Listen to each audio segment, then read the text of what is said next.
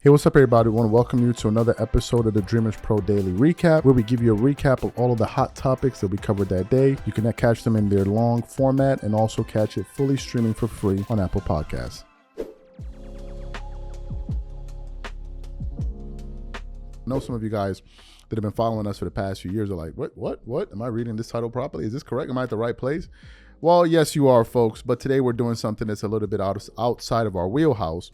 But it has such a it's something that's going to have such a major impact on the global community that I felt that, look, this is something worth touching on today. And also, if you guys end up enjoying today's show, you can also get ready because we're planning to start another channel towards the fourth quarter that deals with issues like this. So yesterday, I was particularly interested in the U.S. presidential debate between Donald Trump and Joe Biden. First of all, let me just say where I land on all of this. I view myself as a centrist, although I'm leaning a little bit towards the right on issues. But I'm open-minded to hearing both sides of the aisle. I'm not so dogmatic in my views, and that I can't be open-minded to hear different things that other people are saying. But going into this debate, I was one of the people that was unsure about who I was going to give my vote to, because to be quite frank with you, I'm not a fan of either of these candidates, if I'm being honest with you. I know there are people out there that are staunch Joe Biden supporters. I know there are people that are staunch Donald Trump supporters, and people have made it clear about their political leanings. So going into this debate, I was looking to see if I could glean anything that would sway me in any particular direction. And the debate came on around 2 a.m. in the morning where I was. So I stayed up and I was actually watching it online on CNN's YouTube channel because I didn't want to go downstairs and watch it on my TV and make too much noise in the house. So I was watching it. And I think at one point there were about 1.5, 1.6 million people watching it live. So the debate commenced. And as I'm watching the debate, I think Donald Trump, if I remember properly, was the first person to speak. Trump spoke. I don't necessarily remember the issue that they were discussing, but Trump spoke. And then after he spoke, President Joe Biden spoke. And within 30 seconds of him responding to the question, the moderator, I was beside myself watching. I could not believe what Joe Biden looked like as he was up there trying to express his views.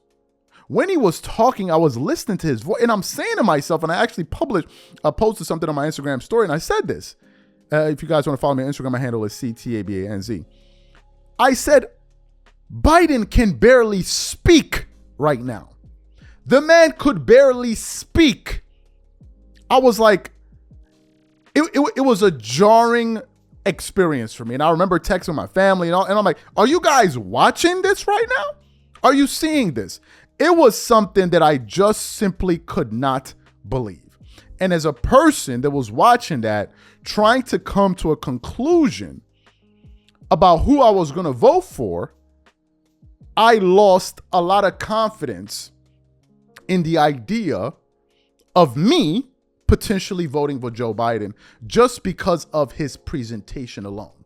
I had zero confidence in him because he couldn't even exhibit the ability to express him. I was stunned.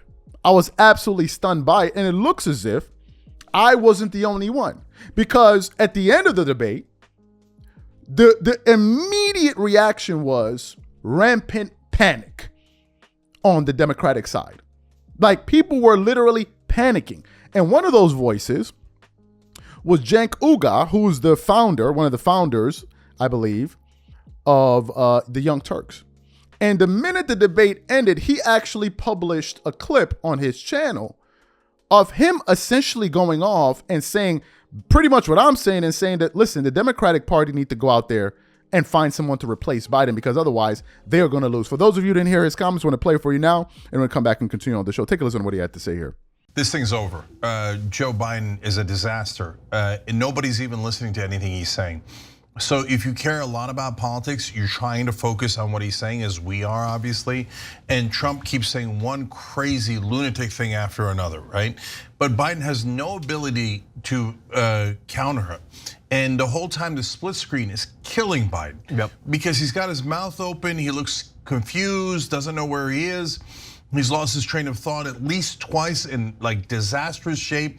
Those are gonna be played 1 billion times in viral video after viral video. This is an epic disaster. I see people online saying, well, okay, that answer wasn't so bad. No, it doesn't. Any particular answer doesn't matter at all. This thing is over. He looks like he's barely surviving. I don't mean the debate, I mean life.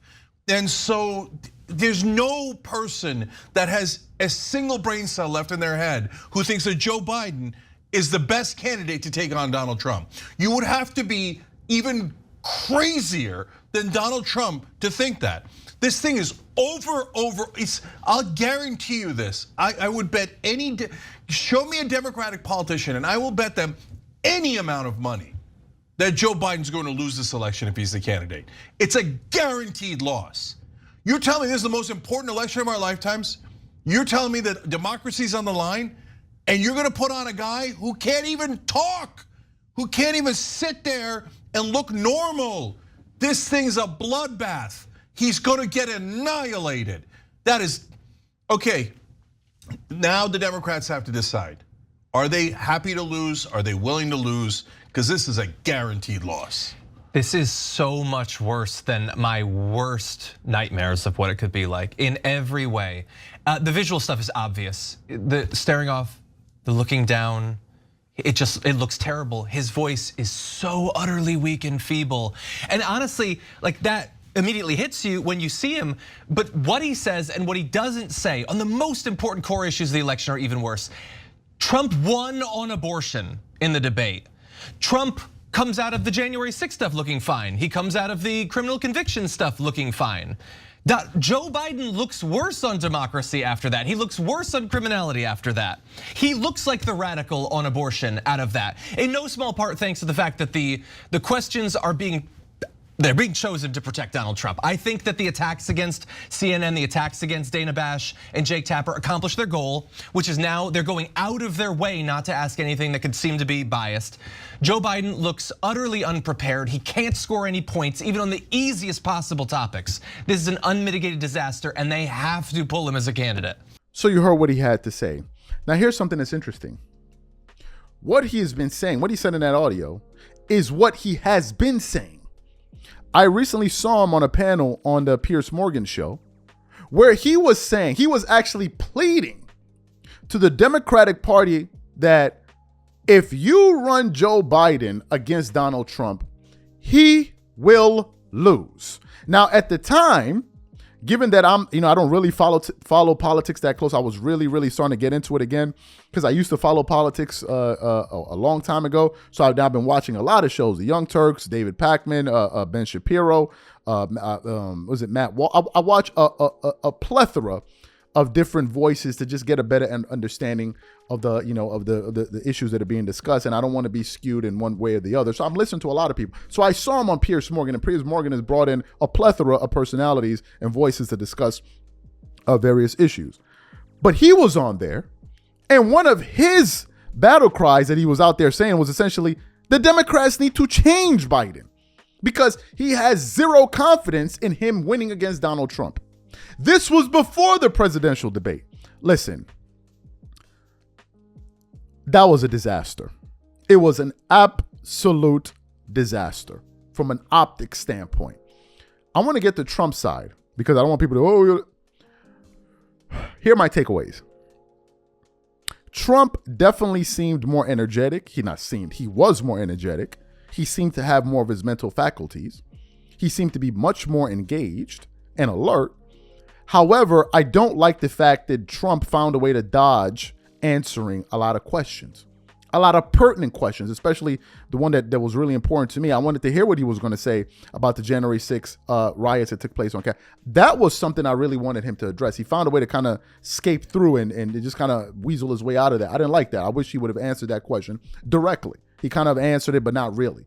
I wish the moderators, and he tried to. I think his name is Jack. I can't remember his last name, but anyway, he tried to kind of emphasize the question. I wish Trump would have answered some more questions, right? I really did. In the case of Biden, issues that he should have won on, like abortion and others, he could barely even muster up enough energy to even respond to the questions. And in the end, Trump ended up winning almost by default because Biden did such a bad job that Trump was essentially able to get off on not answering some of those questions. So to me, as someone viewing this, someone trying to figure out who I would vote for Trump because I don't have confidence in Biden. However, I would need Trump to be more forthcoming on some of the issues and some of the questions that he refused to answer directly. That's where I stand on all of this. This is just me. I'm not saying what you need to do, what the next guy needs to do. This is just my views, right? I'm just speaking as one person with a vote. I'm not out here to sway you in any particular direction. But I just thought that this moment was a seminal moment. And there's no way that we could just go on today without discussing this, because this is a very, very important election. A very, very important election. And I just said I had to weigh in on it.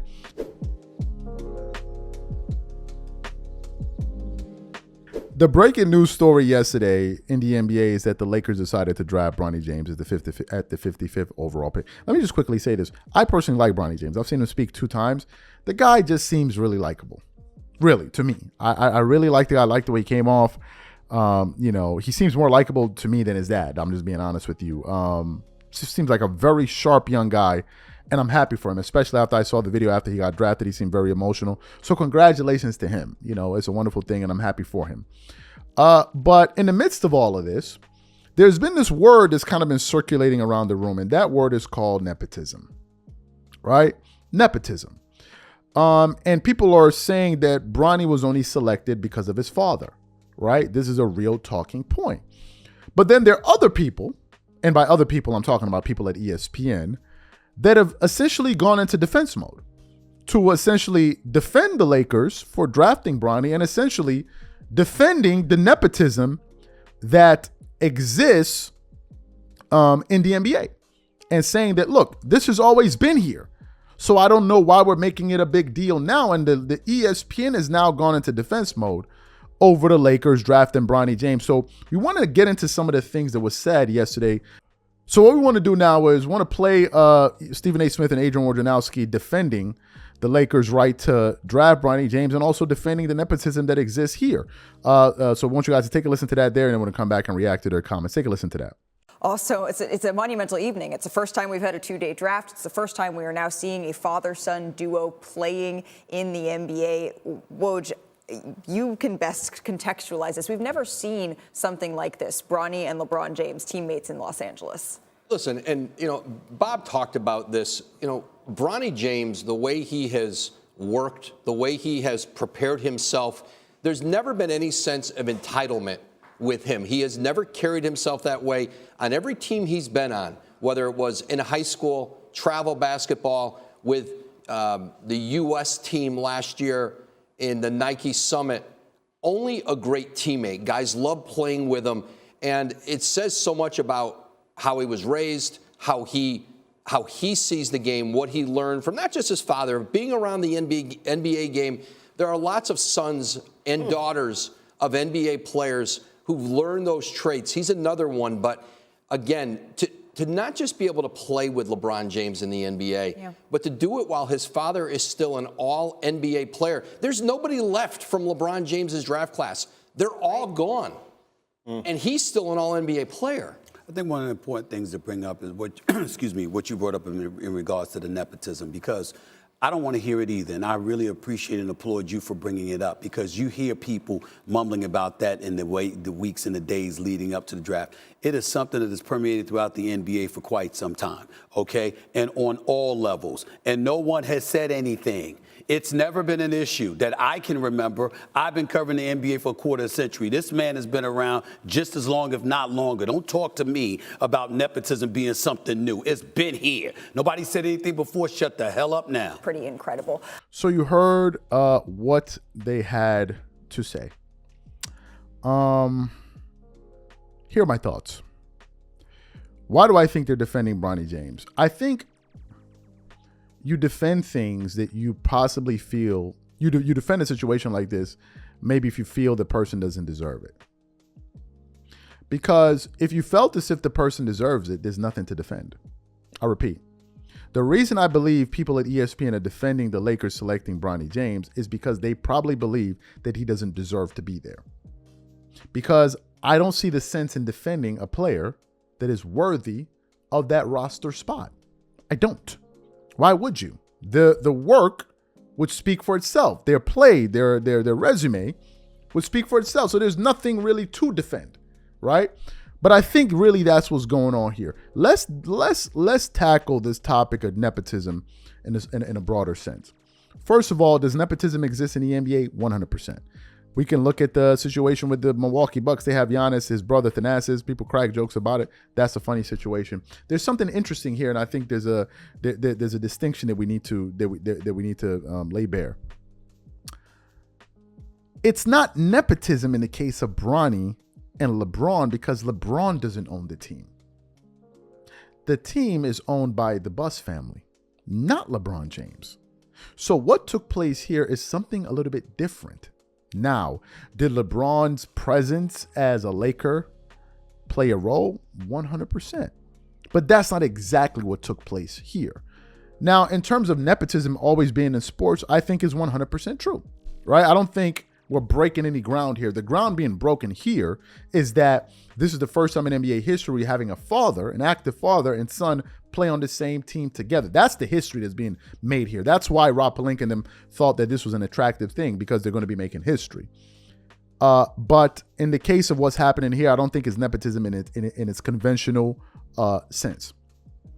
To me, look, the Lakers have made the decision. It is their decision. What interests me, however, is the fact that ESPN is so keen on defense. Like, why are y'all so keen? You know, I've said it before and I'm going to say it again. ESPN is a LeBron James network, right? And I came across a quote this morning. I don't know if I still have it. It was from Bronny Jones, right? Bronny Jones made some interesting comments on Twitter. He said, "Still can't believe either LeBron thinks this is a good idea. And it's embarrassing. More people in my profession won't call this clown bleep out that it is. But here we are." That's what Bronny Jones had to say. So Bronny Jones basically feels like there are a lot of people in sports media that are refusing to actually call the situation for what it is. And they're going under the guise of, oh, well, it happens to everyone, instead of addressing it for what it is. Like, maybe he really doesn't deserve that spot. That's the elephant in the room that no one really wants to contend with.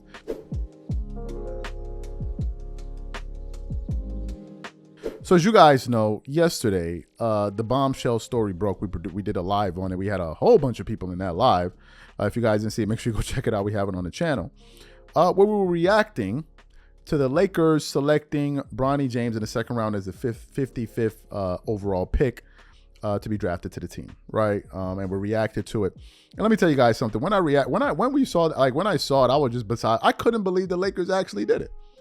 Like, I actually could not believe that the Lakers actually. I thought there was a possibility, but a part of me told me that this wasn't really serious. But as it turns out, it was absolutely serious, and we broke down. The breaking story. But in the midst of us talking about this yesterday, we were also trying to figure out what was the motivation from the Lakers to make such a decision, right? What was the motivation for the Los Angeles Lakers?